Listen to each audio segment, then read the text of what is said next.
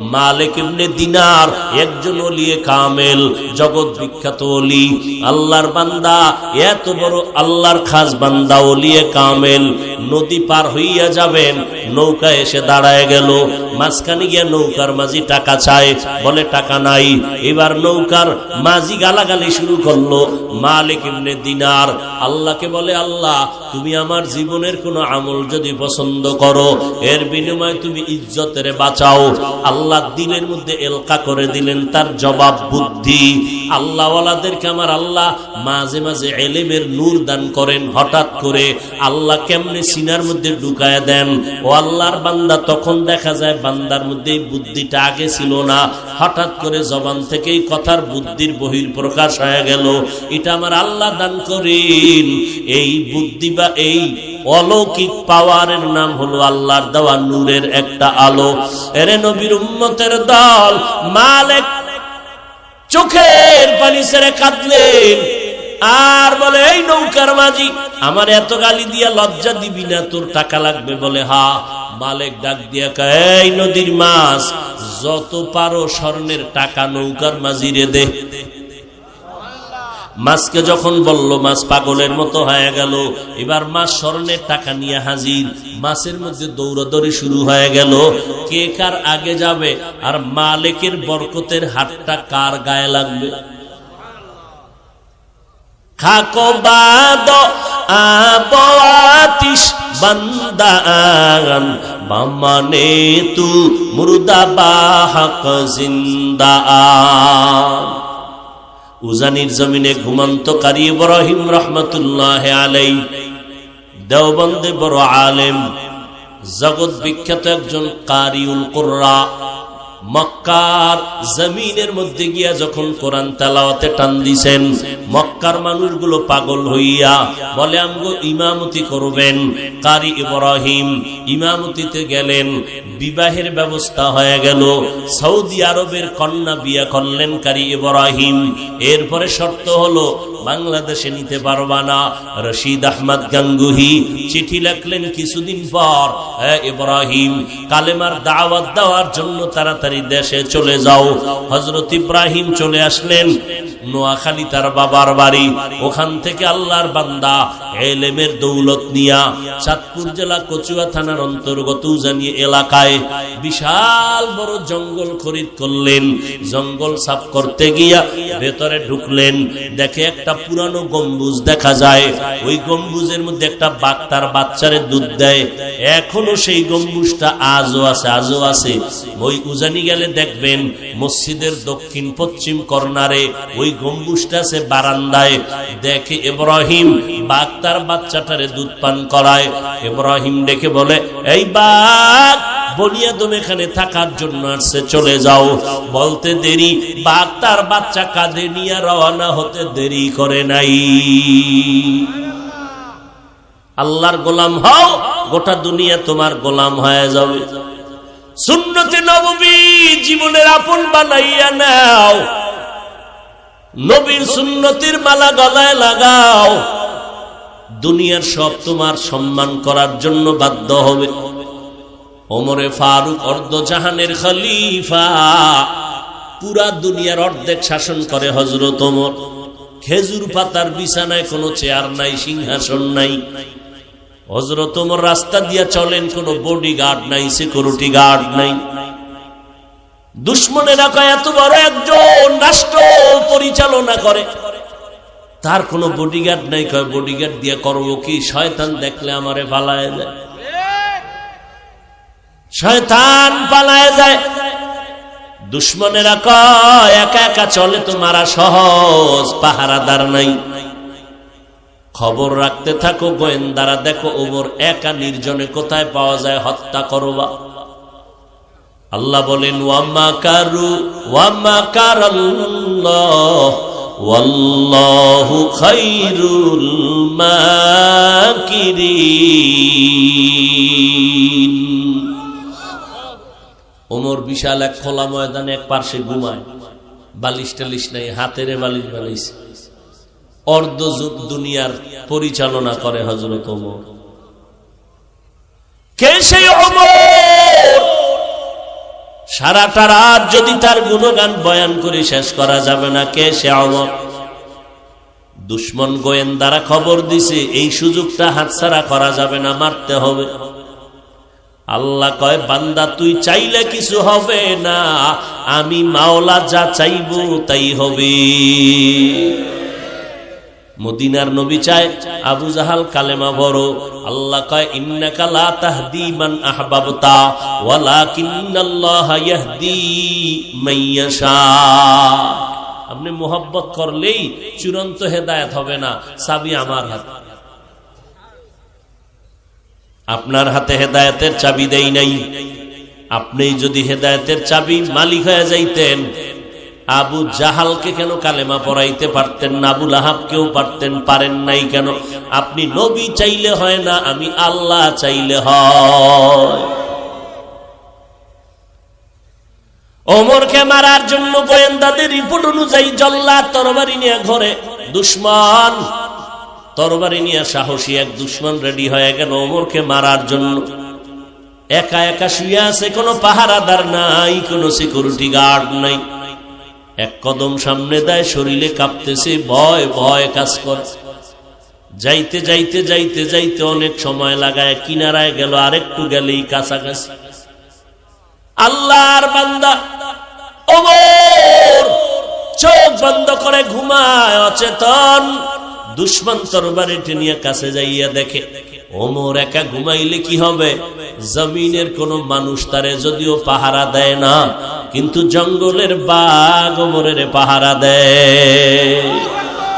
খাকো বাদ আবো আতিশ বন্দা আগন বামানে তু মুর্দা বাহক জিন্দা আ। এরে নবীর উম্মতের দল, কেমন একজন নবী পাইছো রে যুবক, যেই নবীর জন্য গর্তের পিপিলিকা পর্যন্ত কান্না করে। ও আল্লাহ, মদিনার রওজা বাইতুল্লাহ একটু দেখায় দেও, আমি একটু দেখতে চাই। আল্লাহ কয়, মক্কার কবুতর তোর পায়ের সাথে পিপিলিকারে বাজাইয়া মক্কা মদিনা দেখাইয়া জায়গায় পৌঁছাইয়া দে। এরে নবীর উম্মতের দল, ১৫০০ বছর পরেও আজকে আমি বান্দাকে চেয়ারে বসাইছে, যত কারণ আছে এর মধ্যে বড় কারণ মদিনা ওয়ালা নবীর সুন্নতের বরকত। আমি যদি আমি প্যান্ট শার্ট পরে বয়ান করি, শুনবেন আপনারা? কেন? কোরআনও আছে, কণ্ঠ আছে, এরপরও শুনবে না কেন? সুন্নতের আকর্ষণ কত এটা বুঝেন। সুন্নতের পোশাকের দাম কত? এরে নবীর উম্মতের দল, ওই মায়ার নবীর চিল্লিনার যুবক, নবীর জন্য মরা গাছ পর্যন্ত কান্না করে।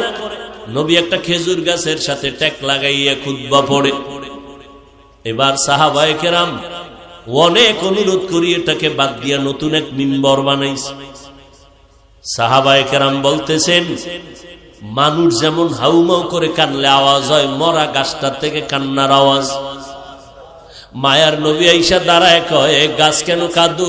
বলে, নবী আপনার মায়ার কারণে আপনি আমাকে এতদিন ব্যবহার করছেন, এখন করবেন না, এই দুঃখে কান্না করি, কি চাও তুই বল। গাছ ডাক দিয়া কয়, পয়গম্বর, মানুষের মতো আমারে জানাজা পড়াইয়া দাফন করবেন, আমি আপনার সাথে জান্নাতে হাসরের ময়দানে থাকবো। যারা হজ করতে যাবেন বুঝেন না, আলেমরা অনেকে জানেই না, বুঝবে কিভাবে? ওই যে রসুল যেই জায়গায় দাঁড়াইয়া জুমার খুতবা দিতেন, ওই মেহরাবটা এখন ওইভাবেই আছে, ওই জায়গাটাই আলাদা রাখছে। খতিব সাহেবরা মদিনার জুমার খুতবা ওই জায়গায় দাঁড়ায় দেয়। ওই খুতবার জায়গা নবীর ইমামতির জায়গা, এর পাশে মদিনার নবীর রওজা মোবারক, মাঝখানে যেই জায়গাটুকু আছে এটাকে বলে রওজাতুম মির রিয়াজিল জান্নাহ, জান্নাতের টুকরা। ওই জায়গায় যে খুঁটিটা আছে পাথরের পিলার, মোটা এক পিলারের মাথায় আরবিতে লেখা আছে সতুনে উস্তুনে হান্নানা। ওই মরা গাছটাই খুঁটি বরাবর মাটিতে দাফন করা আছে, সেই খুঁটি এইটা উস্তুনে হান্নানা তার নাম। আরেফে রুমি আল্লামা জালালউদ্দিন মাআরিফে মাসনবীর মধ্যে ঘটনা উল্লেখ করেছেন, উস্তুনে হান নানা আজহাজরে রসুল নালা মিজাদ হামচুয়ার বাবে মরা গাছ নবীর জন্য পাগল। ওই নবীর চিল্লিদার যুবক ১৫০০ বছর পর কত বড় বড় বড় বড় বিধর্মীরা আজকে নবীর সুন্নতের আদর্শ দেখে মুসলমান হয়ে গেল। আর তোরে রাত্র নাই দিন নাই, সারাটা রাত সারাটা দিন, ১২টা মাস ৩৬৫ দিন পাও ধরে দুইরা তাবলিগলারা বুঝায়, পীর সাহেবরা বুঝায়, আমরা বয়ান করি, টাইম মতো খানাও খাইতে পারি না, ঘুমাইতেও পারি না।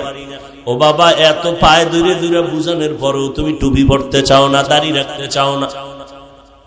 ও আল্লাহর বান্দারা, কি মনে করছো হুজুরদের কথা বুঝি মিথ্যা? ঠিক আছে, আমি মেনে নিলাম, তোমার ১ মিনিটের জন্য হুজুরদের কথা মানার দরকার নেই।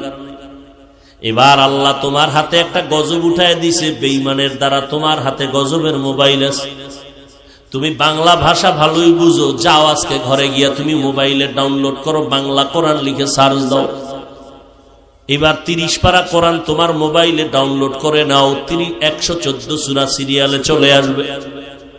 তুমি ঘুমের সময় মাঝে মাঝে ১ পৃষ্ঠা ২ পৃষ্ঠা করে বাংলায় তরজমাগুলো দেখো, পারলে ব্যাখ্যা পড়ো। ১৫০০ বছর পর্যন্ত এই কোরআন একটা ভুল কেউ বের করতে পারে না, অপচেষ্টা করেছিল বহু বেঈমান, পারে নাই তো পারেই নাই, বরং কালেমা পড়ে মুসলমান হয়ে গেল। ওই আল্লাহর কোরআন সত্য, আজও পর্যন্ত একটা নক্তার ভুল কেউ বের করতে পারে নাই। আমার আল্লাহ তো এমনি চ্যালেঞ্জ দিয়ে রাখছেন, পারলে বের কর। এখনো যদি কোরআনের ভুল বের করে দিতে পারো, দাড়ি টুপি ফালাইয়া নাচ গান করবো আর নামাজ পড়বো না, মসজিদ গুলো ভেঙ্গে দিব, পারবি না রে বাবা। ওই কোরআনটা চূড়ান্ত সত্য। এ যুবকেরা, আল্লাহর মোহাব্বতের দিল থেকে বল, ওই কোরআনে জান্নাত জাহান্নামের বয়ান আসেনি? ওই কোরআনের মধ্যে স্পষ্ট আল্লাহ জান্নাতের বয়ান করেছেন, জাহান্নামের বয়ান করেছেন। জান্নাতে কারা যাবে তাও বলেছেন, জাহান্নামে কারা যাবেন তাও বলেছেন। ও আল্লাহর বান্দারা, যারা নেক আমল করবে তারা জান্নাতি যাবে, যারা গুনাহ করবে তারা জাহান্নামের পরিণাম ফল ভোগ করবে। জান্নাতটা কেমন হবে আল্লাহ তাও বয়ান করে বলেছেন, মা তাশতাহি আনফুসুকুম, এমন এক শান্তির জায়গা জান্নাত, যা চাইবা চাওয়ার আগেই পেয়ে যাইবা। তাজরি মিন তাহতিহাল আনহার, যেই জান্নাতের তলদেশে নহর থাকবে, নহর, মধুর নহর, দুধের নহর, পানির নহর। এমন সুন্দর জান্নাত, তোমারে ফেরেশতারা মারহাবা দিয়া স্বাগতম দিয়া জান্নাতে নিবে। সালামুন আলাইকুম তিবতুম ফাদখুলুহা খালিদিন। এমন সুন্দর জান্নাত, যে ছোট জান্নাত পাবে 10টা দুনিয়ার সমান, এই 10 দুনিয়ার সমান জান্নাত পাইয়াও হাসরের ময়দান আফসোস করবে, বড় ভিআইপি জান্নাতটা যদি পাইতাম কলিজা ঠান্ডা হয়ে যাইত। এরে নবীর উম্মতের দল, আর যারা গুনাহ নিয়ে কবরের মধ্যে যাবে, আল্লাহ পাক কোরআনে বলেন, ওয়া ইন্নাল ফুজ্জার লাফি জাহিম, গুনাহগারের জন্য জাহান্নাম। জাহান্নামটা কেমন ভয়ঙ্কর আল্লাহ কোরআন শরীফের মধ্যে বয়ান করেছেন। ওয়াইলুল লিকুল্লি হুমাযাতিল লুমাযা আল্লাযী জামাআ মালান ওয়া আদ্দাদা। ও আল্লাহর বান্দাই সূরাগুলোর তরজমা পড়িয়া দেখো। এরে নবীর উম্মতের দল, একটু মাওলার কোরআনটা হাতে নিয়ে দেখ। যেই কোরআন ধরলে সওয়াব, পড়লে সওয়াব। যেই কোরআনটা বান্দা তাকায়া দেখবা তাতেও সওয়াব। যদিও কোনো মাওলানা নামের কুলাঙ্গারেরা বলে কোরআন শরীফের অর্থ না জানিয়া পড়লে লাভ নাই, এদের চিহ্নিত করে নাও, এরা ইসলামের ব্যানারওয়ালা বেঈমানের দালাল। মদিনার নবী ১৫০০ বছর আগেই বলে গেছেন, এরা উলামা নামের কলঙ্ক। এরে নবীর উম্মতের দল, ওই জাহান্নামের আয়াতগুলো পড়তে থাকো। আল কারিআতু মাল কারিআ ওয়া মা আদরাকা মাল কারিআ ইযা যুলজিলাতিল আরদু জিলজালাহা ওয়া আখরাজাতিল আরদু আসকালাহা ওয়া ক্বালাল ইনসানু মা লাহা আলহাকুমুত তাকাসুরু হাত্তা যুরতুমুল মাকাবির কাল্লা সাওফা তা'লামুন সুম্মা কাল্লা সাউফা তা'লামুন। এই সূরাগুলো জাহান্নামের বয়ান। আমার মায়ার নবী আম্মা জান আয়েশা রাদিয়াল্লাহু আনহা বলতেছেন, আমি একদিন তাকাইয়ে দেখি আমার মায়ার নবী আমার রুমে বসে বসে গুনগুন গুনগুন করে কান্না করে। আমি আয়েশা ভয় পেয়ে গেলাম, ও নবী আপনি কাঁদেন কেন? আমি আয়েশা কোনো বেয়াদবি করছি নাকি? আল্লাহর নবী বলেন, না আয়েশা তুমি কেন বেয়াদবি করবা? আম্মা জান বলেন, পয়গম্বর আমি আয়েশার 6 বছরে আপনার সাথে বিয়া হলো, 9 বছর বয়স আমি আপনার ঘরে আসছি, মাত্র আমার 13-14 বছর বয়স, আমার ভুল তো হতেই পারে, এই কারণে কাঁদেন। নবী কয়, না রে আয়েশা। আম্মা জান বলেন, তো কেন কাঁদছেন? আল্লাহর নবী বলেন, আয়েশা হাসরের ময়দানে ভয়ঙ্কর আযাবের কথা আমার মনে পড়ে গেছে। ওই দিন আমার উম্মতের কি হালাত হবে এই চিন্তা করে করে আমি কান্না করি। আম্মা জান বলেন, কেমন হালাত হবে? ও আয়েশা তুমি জানো না, সব নারী পুরুষ উলঙ্গ হাসরের ময়দানে আল্লাহ উঠাবে, উঠাইয়া আল্লাহর আদালতে হাজির করবে। ওদিকে আল্লাহ বলবে, সূর্য নিচে নেমে আয়। সূর্যটাকে বলবে, যত তাপ আছে জমিনের মধ্যে তুমি সারিয়া দাও। সূর্যের তাপে মানুষের মাথার মগজগুলো ভাতের মারের মতো ফুটতে থাকবে। ওদিকে জাহান্নামের আওয়াজ। আল্লাহ পাককে বলবে জাহান্নাম, ও আল্লাহ কই বেনামাজি গুনাহগার গুলো আমার পেটের ভেতরে দাও, আমার পেটে অনেক ক্ষুধা। ওদিকে আমার আল্লাহ তো রাগান্বিত আওয়াজ দিয়ে হাসরের ময়দানে বসবেন। আল্লাহ এমন আওয়াজটা দিবেন যে আওয়াজে হাসরের ময়দানটা থরথর করে কেঁপে উঠবে। লিমানিল মুলকুল ইয়াউম লিল্লাহিল ওয়াহিদিল কাহ্হার। আম্মা জান আয়েশাকে নবী বলেন, এমন এক ভয়ঙ্কর হালাত হাসরের ময়দানে হবে, মানুষগুলো সব উলঙ্গ, কেউ কারো দিকে তাকানোর কোনো হুঁশই থাকবে না, নবীদের কোনো গুনাহ নাই। এমন ভয়ঙ্কর অবস্থা হবে যে নবীরা পর্যন্ত যাদের কোনো গুনাহ নাই, এরা উম্মতের কথা ভুলিয়া শুধু নিজেকে বাঁচানোর জন্য পাগল হয়ে কান্না করবে। আদম নবী বলবেন, আল্লাহ আমারে বাঁচাও, এই সূর্যের গরম জাহান্নামের আগুন সহ্য করা যায় না রে আল্লাহ। ঈসা নবী কাঁদবেন, আল্লাহ আমাকে বাঁচাও। মুসা নবী কান্না করবেন, আল্লাহ আমারে বাঁচাও। ইব্রাহিম নবী উম্মতের কথা ভুলিয়া আমাকে বাঁচাও বলে কাঁদবেন। আম্মা জান আয়েশা বলেন, নবী আপনি তো দোজাহানের সরদার, রহমতের নবী, আপনি তখন কি করবেন? আল্লাহর নবী বলেন, ও আয়েশা ওই সময় আমি আর দেরি না করিয়া আল্লাহর আদালতে মাকামে মাহমুদে সিজদায় পড়ে যাব, আর আল্লাহর দরবারে কান্না করে বলবো, আল্লাহ মেহেরবানি করে আমার উম্মতের বাঁচাও, আমার একটা উম্মত যেন জাহান্নামের মধ্যে না যায়। আমার আল্লাহ আমার কান্না দেখে বলবেন, নবী আপনি কাঁদবেন না, আপনি আপনার উম্মত গুলো বেছে বেছে জান্নাতের দরওয়াজায় নিয়ে যান। আম্মা জান আয়েশা বলেন, নবী আপনি তখন কি করবেন? বলে, আমি হাজারো কোটি কোটি মানুষের মধ্য থেকে উম্মত গুলো বাছাই করব। আম্মা জান বলেন, আপনি চিনবেন কি করে? বলে, আমার উম্মতেরা যারা 5 বেলার নামাজ ওযু বানাইয়া করিয়া নামাজ আদায় করত, হাসরের ময়দানে এদের ওযুর জায়গাগুলো নূরের আলোতে ঝলমল করতে থাকবে। আমি নবী দেখে দেখে আমার উম্মত গুলো বাছাই করে জান্নাতে নিয়ে যাব। এরে নবীর উম্মতের দল, ও মুরব্বী, ও যুবক, তোমার মতো যুবক স্কুল কলেজে পড়িয়াও নামাজ ছাড়ে না, তুমি কেন পারো না রে বাবা? তোমার মতো যুবক রাস্তায় গাড়ি চালায়, নামাজ ছাড়ে না, তুমি কেন পারো না? তোমার মতো বান্দা তাকায় দেখো, ব্যবসা করে, চাকরি করে, নামাজ বাদ দেয় না, তুমি কেন পারবা না রে বাবা? আল্লাহর নবীর সুন্নতের মালা গলায় লাগাও, আল্লাহর মুহাব্বত নিয়ে শুকর আদায় করো, ওলামায়ে কেরামের পরামর্শ নিয়ে চলো, মা বাবার দোয়া নিয়ে সামনে আগাও। আল্লাহ পাক তো তওবার দরজা খুলে রাখছেন। বান্দা জীবন ভর যদি গুনাহ করো, খাঁটি অন্তরে যদি চোখের পানি ছেড়ে তওবা করো, আমি তোমার জিন্দেগীর সমস্ত গুনাহগুলো মাফ করে দিব 1 মিনিটের মধ্যেই। ও আল্লাহর বান্দারা, শয়তানের ধোকায় পড়ে যত অন্যায় করেছো রে বাবা, আজকে থেকে খাঁটি অন্তরে তওবা করো। মরিয়া গেলে যাব, আর নামাজ ছাড়বো না, বেপরদায় চলবো না, মা বাবারে কষ্ট দিব না, ওলামায়ে কেরামের বিরোধিতা করব না, নবীর সুন্নত অনুযায়ী দাড়ি লম্বা করব, গালি দিব না, গীবত শেখায়াত করব না, নবীর তরিকা মতো জীবন চালাবো। আর আজকে থেকে নামাজ আর কামাই হবে না, নষ্ট হবে না। আর কোনদিন ওলামায়ে কেরামের বিরুদ্ধাচরণ করব না, দেশ জাতির বিরুদ্ধে কোনো ষড়যন্ত্র করব না। তওবা করার যদি নিয়ত হয়, খাঁটি নিয়তে দুটো হাত আমার আল্লাহকে দেখায়া দাও। আয় আল্লাহ, হাতগুলো কবুল করে নেন, তওবা কবুল করে নেন, তওবার উপরে মজবুত হইয়া চলার মতো তৌফিক দান করেন, আমিন। আলহামদুলিল্লাহি রাব্বিল আলামিন, ওয়াসসালাতু ওয়াসসালামু আলা সাইয়্যিদিল আমবিয়াই ওয়াল মুরসালিন ওয়া আলা আলিহি ওয়া আসহাবিহি আজমাইন।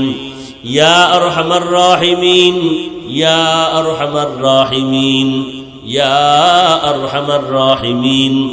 রব্বিরহামহুমা কামা রাব্বায়ানি সগীরা। আল্লাহুম্মা ইন্নাকা আফুউন কারীম তুহিব্বুল আফওয়া ফা'ফু আন্না। ইয়া আল্লাহ, আপনি মাহফিল কবুল করে নেন, আয়োজনকারী, সহযোগিতাকারী, দান সৎকারীদের কবুল করে নেন। আয় আল্লাহ, এলাকার ঘরে ঘরে শান্তি দান করেন। আয় আল্লাহ, সমস্ত মাদ্রাসাগুলো কবুল করে নেন, মসজিদগুলো কবুল করে নেন। আয় আল্লাহ, কামাই রুজিতে হালাল ভাবে সবার বরকত দান করেন, হারাম থেকে হেফাজত করেন। আয় আল্লাহ তাআলা, মাদ্রাসা কবুল করে নেন, অন্যান্য শিক্ষা প্রতিষ্ঠান নবীর আদর্শওয়ালা বানায় দেন। আয় আল্লাহ, মা বোনদের আবেদা পর্দানিশী বানায় দেন। আয় আল্লাহ, পরমুখাপেক্ষিত থেকে হেফাজত করেন। আয় আল্লাহ, মেহেরবানি করে সুন্নতওয়ালা জিন্দেগি দান করেন, রিয়া হাসাদ কিবির দূর করে ইখলাস দান করেন, দিলের নেক আশা পূরণ করে দেন। আয় আল্লাহ, নবীজির সুন্নতের মুহাব্বত বাড়ায় দেন। আমরা যারা হাত তুলেছি, মা বাবা ভাই বোন যারা দুনিয়াতে, মুরব্বীরা নাই, জান্নাত দান করেন। যারা বেঁচে আছেন হায়াত দান করেন। আয় আল্লাহ, ইজ্জতের মাকাম দান করেন। আয় আল্লাহ, নবীজির রওজা বাইতুল্লাহ জিয়ারতের তৌফিক দান করেন।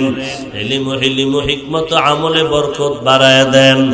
আয় আল্লাহ, আমাদের চলার পথে কুদরতের হাতে হেফাজত করেন। আমাদের রুজি রোজগারে হালাল ভাবে ইজ্জতের বরকত দান করেন, পরমুখাপেক্ষিত থেকে হেফাজত করেন। আগামীকালের মাহফিল কামিয়াবির সাথে কবুল করেন। আয় আল্লাহ, আমাদের সবার সাথে মুহাব্বত বাড়ায় দেন, মুখালিফের মুওয়াফিক বানায় দেন, বাংলাদেশ শান্তির দেশ বানায় দেন। আয় আল্লাহ, প্রশাসন, জনপ্রতিনিধি যারা, সবাইকে দিনদার বানায় দেন। আয় আল্লাহ, আমাদের সকলের দিলের নেক আশাগুলো পূরণ করে দেন। আয় আল্লাহ, আমাদের মুরব্বী যারা দুনিয়াতে বেঁচে আছেন, দীর্ঘ নেক হায়াত দান করেন। খাঁটি আপনার ওয়ালিদের বন্ধু হওয়ার তৌফিক দান করেন। আয় আল্লাহ, মেহেরবানি করে আমাদের তাকওয়াওয়ালা জিন্দেগি দান করেন। হাসবুনাল্লাহু ওয়া নি'মাল ওয়াকিল, নি'মাল মাওলা ওয়া নি'মান নাসির। ওয়া সাল্লাল্লাহু তাআলা আলা খাইরি খালকিহি মুহাম্মাদ ওয়া আলিহি ওয়া আসহাবিহি আজমাইন। আমিন আমিন আমিন বিরহমাতিকা ইয়া আরহামার রাহিমিন। লা ইন শাকারতুম লা আযীদান্নাকুম ওয়া লা ইন কাফারতুম ইন্না আযাবি লাশাদীদ। আল্লাহ আমাকে মানুষ বানাইছেন, বড় নেয়ামত। আল্লাহ পশু বানাইলে আমাদের কিছু করার ছিল? পয়গম্বরের সাহাবী, জান্নাতি সাহাবী আবু বকর সিদ্দিক রাদিয়াল্লাহু তাআলা আনহু একটা বকরির বাচ্চা হাতের মধ্যে নিয়ে কয়, রে বাচ্চা, তোর কপাল কত ভালো, আমি আবু বকরের কত ভয়। তুই বাঁচতে আস্তে বড় হবি, বনি আদমরা তোরে জবাই করে খাইয়া শক্তি অর্জন করে ইবাদতে কাটাবে, তোর জান্নাত নাই, জাহান্নাম নাই।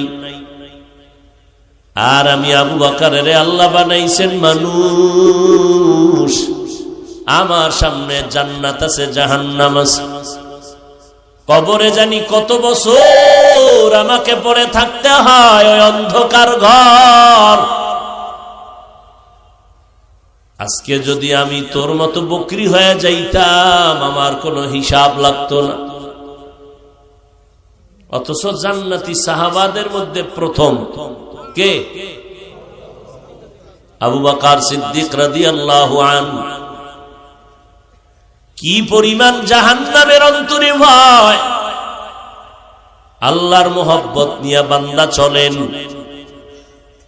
আল্লাহ বলে, রে বান্দা, তোরে মানুষ বানাইছি, এটা বড় নেয়ামত, শুকর আদায় করবি। শুধু আলহামদুলিল্লাহ বললে শুকর আদায়ের হক আদায় হবে না। এখন এর শুকর কেমনে আদায় করব? আল্লাহ বলেন, আমি তোরে যেই কাজের জন্য বানাইছি ওই কাজ করবি তো শুকর আদায় হবে। বলে, কেন বানাইছেন? ওয়ামা খালাকতুল জিন্না ওয়াল ইনসা ইল্লা লিয়াবুদুন। মা খালাকতুল জিন্না ওয়াল ইনসি বাখা জুজ ইবাদত লিস্তে মাকসুদ আজাহা। আল্লাহ মানে মানুষ বানাইছেন, এটা নেয়ামত না? আল্লাহ কয়, নেয়ামত পায়া শুকর আদায় করবি, আমি বাড়ায় দিব। এখন আমি কেমনে শুকর আদায় করব? কয়, আমি আল্লাহ বানাইছেন আমার ইবাদতের জন্য। ইবাদত যদি করো তাহলে শুকর আদায় হলো। আমি আল্লাহ তোর নেয়ামত আরো বাড়ায় দিব। অর্থাৎ হয়তো তোর নেয়ামত বাড়াই আমি অন্য দিক থেকে হায়াতটারে লম্বা করে দিব, ইবাদত করা তোর জন্য আসান করে দিব। আমি আল্লাহ তোর সুস্থতার নেয়ামত বাড়ায় দিব। আমি আল্লাহ তাআলা তোর প্রত্যেকটা আমল কবুলিয়তের দরওয়াজায় নিয়ে নিব। ও বান্দা, মানুষ বানাইয়েই শেষ না, আল্লাহ বিধর্মীর ঘরেও পাঠাইতে পারতেন। আল্লাহ কয়, দেখ আমি তোরে মুসলমানের ঘরে পাঠাইছি, এটা আলাদা আর একটা নেয়ামত। কি? হিন্দু ধর্ম ত্যাগ করিয়া কত মানুষ মুসলমান হয়, ইহুদি ধর্ম ত্যাগ করে অনেকে কালেমা পড়ে মুসলমান হয়।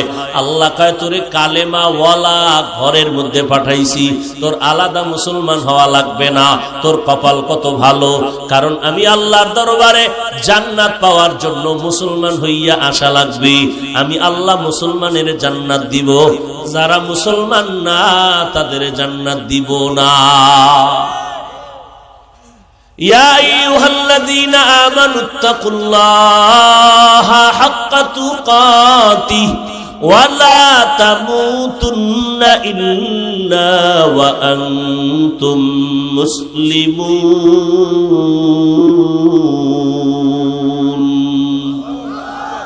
মুসলমান না হইয়া কেউ মরবি না। আল্লাহ তাআলা মুসলমান বানাইছেন আর এক নেয়ামত। শুকর আদায় কর, আমি আল্লাহ তোরে নিয়ামত বাড়ায় দিব। ইসলামের দরজায় যখন ঢুকবি আমি তোর সম্মান বাড়ায় দিব।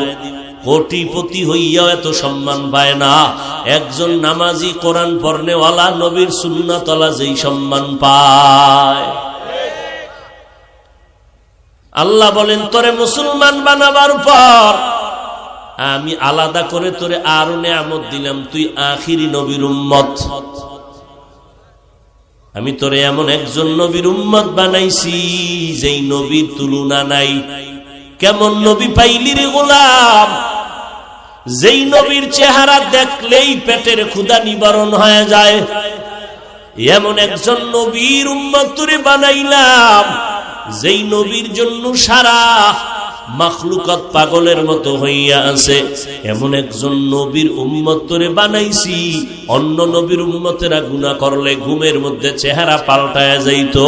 আমি আল্লাহ তোর চেহারা গুনাহ করার পরেও কেন পাল্টাই না? তুই মুহাম্মদের উম্মত। আমি তোরে মুহাম্মদের উম্মত বানাইছি, শুকর আদায় কর। বলে, কেমনে করবি? নবীর রেখে যাওয়া সুন্নতের আমল করো, আমি আল্লাহ তোরে আরো বাড়ায় দিব। আমি আল্লাহ তোরে জান্নাতীদের মধ্যে অন্তর্ভুক্ত করে নিব। দুনিয়াতে সুন্নতের আমলের দ্বারা মর্যাদা বাড়ায় দিব।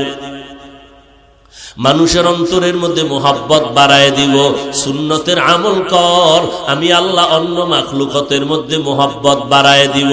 ওরে তখন দেখবি মানুষ তোরে সম্মান শুধু করে না, জিনেরাও সম্মান করবে, তোরে হরিণরাও সম্মান করবে, বাঘ তোরে সম্মান করবে, নদীর মাছ তোরে সম্মান করবে।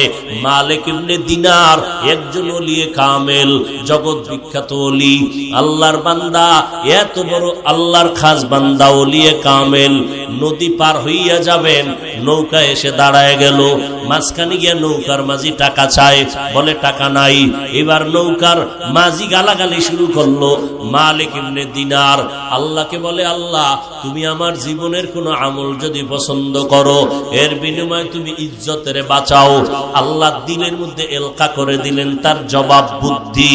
আল্লাহওয়ালাদেরকে আমার আল্লাহ মাঝে মাঝে এলেমের নূর দান করেন। হঠাৎ করে আল্লাহ কেমনে সিনার মধ্যে ঢুকায় দেন, ও আল্লাহর বান্দা তখন দেখা যায় বান্দার মধ্যে বুদ্ধিটা আগে ছিল না, হঠাৎ করে জবান থেকেই কথার বুদ্ধির বহির প্রকাশ হয়ে গেল।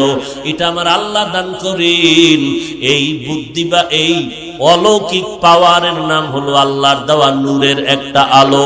এরে নবীর উম্মতের দল, মালিক চোখের পানি ছেড়ে কাঁদলেন আর বলে, এই নৌকার মাঝি আমার এত গালি দিয়া লজ্জা দিবি না, তোর টাকা লাগবে? বলে হা।